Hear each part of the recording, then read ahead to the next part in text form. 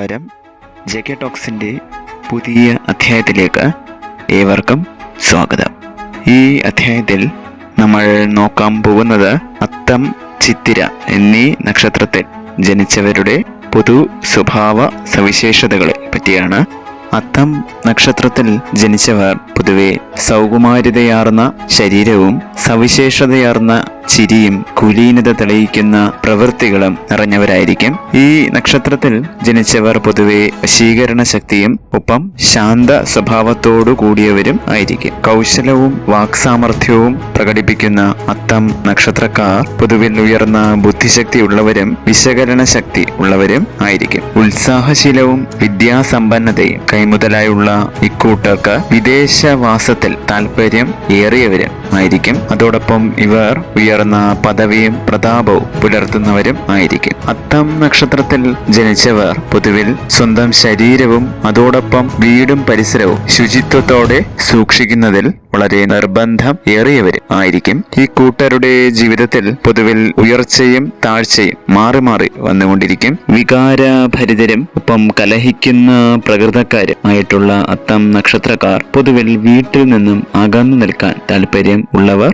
ആയിരിക്കും. ചിലപ്പോഴൊക്കെ അശ്രദ്ധാലുക്കളായ ഇക്കൂട്ടർ പൊതുവിൽ യുക്തിവാദികളായും കണ്ടുവരാറുണ്ട്. സ്വാർത്ഥതയും അസൂയയും പുറമേ പ്രകടിപ്പിക്കുന്നില്ല എങ്കിലും മനസ്സിനുള്ളിൽ നിലനിൽക്കും. പൊതുവിൽ ശുദ്ധ ഹൃദയക്കാരായ അത്തം നക്ഷത്രക്കാർക്ക് ഭേദപ്പെട്ട വിവാഹ ജീവിതം ലഭിക്കുമെങ്കിലും ഇടയ്ക്കിടെ ചില അസ്വാരസ്യങ്ങൾ ഉണ്ടായി കൂടായികയില്ല. സാമാന്യന ദീർഘായുസുള്ള ഇവരുടെ വാർദ്ധക്യകാലത്ത് വാദസംബന്ധമായ ഉപദ്രവങ്ങൾ നേരിടേണ്ടി വന്നേക്കാം. ജീവിതത്തിലെ മധ്യായുസ് ഒഴുകി കഴിയുന്ന കാലഘട്ടത്തിൽ വലിയ പുരോഗതിയും ഐശ്വര്യവും വന്നു ചേരാവുന്നതാണ്. ഈ നക്ഷത്രക്കാരുടെ പ്രതികൂലമായ നക്ഷത്രങ്ങളിൽ പെടുന്നവരാണ് ചോതി, അനിഴം, മൂലം, അശ്വതി, ഭരണി, മേടം രാശിയിലെ കാർത്തിക എന്നീ നക്ഷത്രങ്ങൾ. അതുകൊണ്ട് തന്നെ ഇത്തരം നക്ഷത്രക്കാരുമായി സൂക്ഷിച്ച് ഇടപെടാനും ശ്രദ്ധിക്കേണ്ടതാണ്. അടുത്തതായി ചിത്തിര നക്ഷത്രത്തിൽ ജനിച്ചവരുടെ പൊതു സ്വഭാവ സവിശേഷതകൾ. ആരെയും ആകർഷിക്കത്തക്കവണ്ണമുള്ള ശരീരപ്രകൃതിയും നല്ല കണ്ണുകൾ ചിത്തിര നക്ഷത്രക്കാരുടെ പ്രത്യേകതകൾ ആയിരിക്കും. ആരെയും അത്ര തന്നെ വകവച്ചു കൊടുക്കാത്ത ഇക്കൂട്ടർ കാര്യം കാണാൻ കഴുതക്കാൽ പിടിക്കുന്ന കൂട്ടരും ആയിരിക്കും. എത്ര തന്നെ എതിർപ്പുകളെയും തടസ്സങ്ങളെയും മറികടന്ന് ധൈര്യത്തോടും തന്റേടത്തോടും കൂടി പ്രവർത്തിക്കുവാൻ ഈ നാളുകാർക്ക് കഴിയും. വിശാല ഹൃദയരാണെങ്കിലും ചില കാര്യങ്ങളിൽ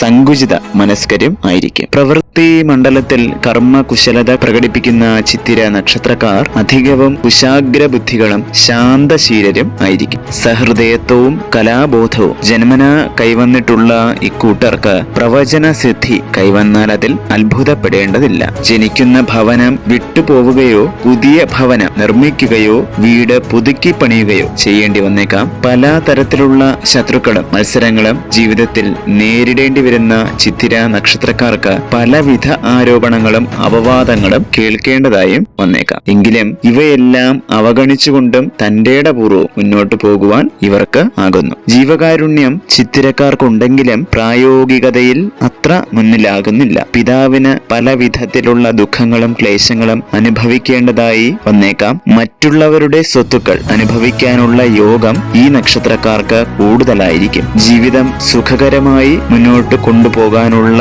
ചുറ്റുപാടുകൾ ഇവർക്ക് ഉണ്ടായിക്കൊള്ളും. ഇടയ്ക്കിടെ പലതരത്തിലുള്ള പരാജയങ്ങൾക്കും ഇവർ കാരണക്കാരാകുന്നതും കാണാം. ചിത്തിര നക്ഷത്രക്കാരുടെ ദാമ്പത്യ ജീവിതം അത്ര സംതൃപ്തമായി കൊള്ളണമെന്നില്ല. വിവാഹ കാര്യങ്ങൾക്ക് ചില്ലറ തടസ്സങ്ങളോ കാലവിളംബമോ വന്നേക്കാം. അണിഞ്ഞൊരുങ്ങി മറ്റുള്ളവരുടെ മുമ്പിൽ പ്രത്യക്ഷപ്പെടുവാനും അന്യരുടെ ശ്രദ്ധ പിടിച്ചുപറ്റുവാനും ഇവർ ആഗ്രഹിക്കുന്നവർ ആയിരിക്കും. ദുസ്വാതന്ത്ര്യം അല്പം കൂടുതലായി കാണപ്പെടുന്ന ഇവരിൽ നിർഭാഗ്യകരങ്ങളും തിക്താനുഭവങ്ങളും 33 വയസ്സുവരെയും അതിനിടയ്ക്കും ഇടയ്ക്കിടെ സ്വാധീനിച്ചുകൊണ്ടിരിക്കും. അതിനുശേഷം ജീവിതത്തിൽ അഭിമാനകരമായ പല നേട്ടങ്ങളും കൈവരിക്കാനും സംതൃപ്തമായ ജീവിതം മുന്നോട്ട് കൊണ്ടുപോകുവാനും ഇക്കൂട്ടർക്ക് സാധിക്കുന്നു. ഈ നക്ഷത്രക്കാരുടെ പ്രതികൂലമായ നക്ഷത്രങ്ങളാണ് വിശാഖം, തൃക്കേട്ട, പൂരാടം എന്നിവ. അതോടൊപ്പം അശ്വതി, ഭരണി, മേടം രാശിയിലുള്ള കാർത്തിക എന്നീ നക്ഷത്രങ്ങൾ ചിത്തിര 1, 2 പാദക്കാർക്കും, ഇടവം രാശിയിലുള്ള കാർത്തിക, രോഹിണി,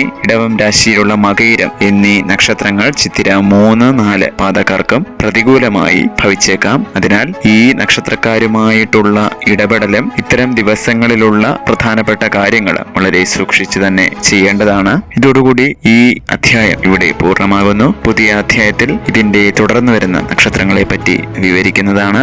ഏവർക്കും നന്ദി, നമസ്കാരം.